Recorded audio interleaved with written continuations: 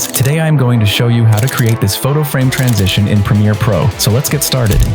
Alright, you can see I have created a full HD resolution sequence, and I have got two different video clips in the timeline. In the next step, we have to create photo frame placeholders. Before we do that, let's talk about our sponsor. This video is sponsored by Artlist. Artlist is an all-in-one platform for video creators, providing you with the highest quality digital assets made by leading artists worldwide. With Artlist, you gain access to a vast library of high-quality music tracks, sound effects, footages, and templates. Artlist offers a user-friendly website interface, making it easy for you to browse, search, and discover the perfect assets for your projects. Once you find the right track, you can download it and use it in your projects without worrying about any licensing issues. Artlist takes care of all the legalities, giving you peace of mind and freeing up your creative energy. From YouTube videos to films, commercials, and everything in between, Artlist licenses their music for all types of projects. It's the perfect companion for enhancing your visual storytelling and capturing the essence of your creative vision. You will get extra 2 months free by using my link in the video description. Visit artlist.io today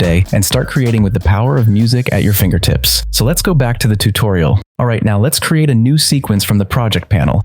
Next, we need to go to the settings panel, and then let's make the both horizontal and vertical frame sizes 1050. This will create a square sequence. After that, we have to give the sequence name. I am going to call this Media Placeholder 1. Lastly, click on OK. In the next step, we have to place a photo frame in this sequence. I already have some photo frames and a sound effect on my computer. You can download all these assets using the link provided in the video description. Let's drag and drop this photo frame and the sound effect onto the project panel. Next, we need to drag and drop the photo frame to the timeline in video layer 2, and then we have to select set to frame size to adjust the resolution of the photo frame. In the following step, we have to import an image to this sequence. I already have 3 images on my computer. All the images are in a square format. That's perfect for our current photo frame. I already imported them inside the project panel. Let's drag and drop the first image to the timeline in video layer 1. Now it's time to carefully adjust the scale and position of the image so that it aligns perfectly with the frame. You can do this from the Effect Controls panel. Once you have made the necessary adjustments, you can see the image is seamlessly integrated, fitting beautifully within the boundaries of the frame. You also have the option to incorporate some text into the photo frame. Adding text can enhance the overall aesthetic and make the transition between images feel more dynamic and engaging. Keep in mind, this step is entirely optional and you can skip this step. In the next step, let's go over to the project panel. Now, we need to create a duplicate of the first media placeholder. Additionally, we must assign a unique name to each of the duplicated placeholders. We need a total of 3 copies, each clearly labeled for easy identification. After that, we need to open the second and third media placeholder by double-clicking on them. Now we have to replace the image only for the second and third media placeholders. Next, locate the third image in your project panel. Then, click on it. Next, hold the Alt key and drag it over to the timeline where the third media placeholder is situated. Position the new image directly over the existing image in that placeholder. When you release the mouse button, the image will be automatically replaced by maintaining the scale and position adjustments. In the same way, you can replace the image for the second media placeholder.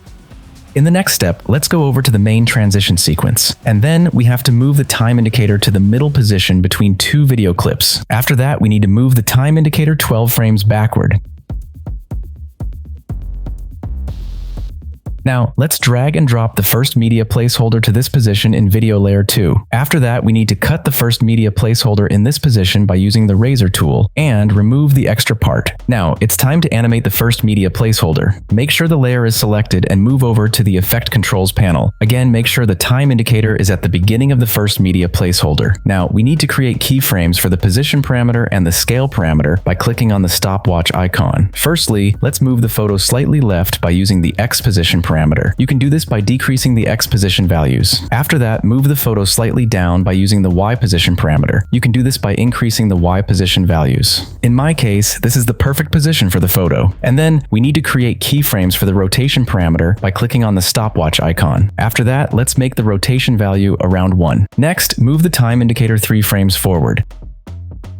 Firstly, let's make the rotation parameter value around -2, and then let's move the photo slightly left by using the X position parameter. After that, move the photo slightly upside by using the Y position parameter. In my case, this is the perfect position for the photo. Now you can see the animation something looks like this. Lastly, let's make the scale parameter value around 102. Alright, now we are done. In the next step, let's move over to the project panel. Now let's drag and drop the second media placeholder to this position in video layer 3. After that, we need to cut the second media placeholder in this position by using the razor tool and remove the extra part. Now let's select the second media placeholder and move over to the effect controls panel. Again, make sure the time indicator is at the beginning of the second media placeholder. Now we need to create keyframes for the position parameter, scale parameter, and rotation parameter by clicking on the stopwatch icon. Firstly, let's make the rotation value around 1, and then let's move the photo slightly right by increasing the X position values. After that, move the photo slightly down by increasing the Y position values. In my case, this is the perfect position for the photo. Next, we need to move the time indicator 3 frames forward.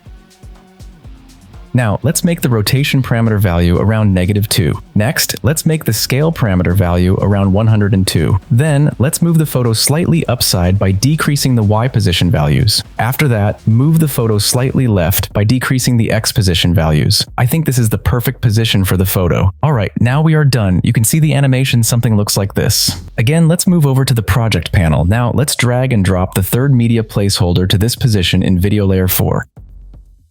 After that, we need to cut the third media placeholder to this position by using the razor tool and remove the extra part of the third media placeholder. Now let's select the third media placeholder and move over to the effect controls panel. Now we need to create keyframes for the position parameter, scale parameter, and rotation parameter by clicking on the stopwatch icon. Firstly, let's make the rotation value around 4. Next, let's make the scale parameter value around 96. And then let's move the photo slightly right by increasing the X position values. After that, move the photo slightly down by increasing the Y position values. In my case, this is the perfect position for the photo. Next, we need to move the time indicator 3 frames forward.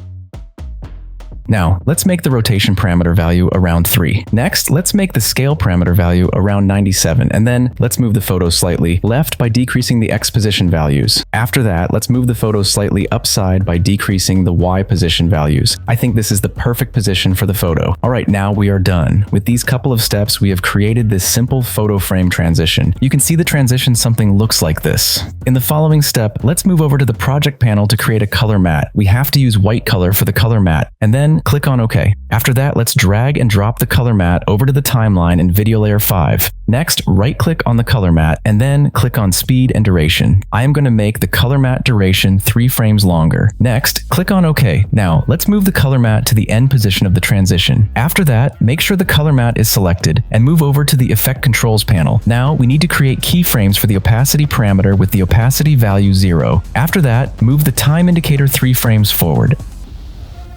And then, let's create another keyframe for the opacity parameter with an opacity value 50. In the next step, let's move over to the effects panel to apply an effect. This is a posterized time effect. Let's drag and drop the posterized time effect onto the first media placeholder. Next, from the posterized time effect, we have to make the frame rate value 0. This will make the whole video clip completely frozen or display only the first frame. Now, we need to copy the posterized time effect, and then we need to select the second and third media placeholder layer. After that, we have to paste it onto the second and third media placeholders. Alright, we are almost done. Lastly, we need to incorporate the photo frame transition sound effect to enhance the visual transition. This audio element will help create a more dynamic and attention-grabbing experience for the audience. Alright, now we are done. Let's see how it looks now. It looks great. In this way, you can create a really simple and nice photo frame transition in Premiere Pro. I hope you enjoyed the video. If you did, like the video and leave a comment.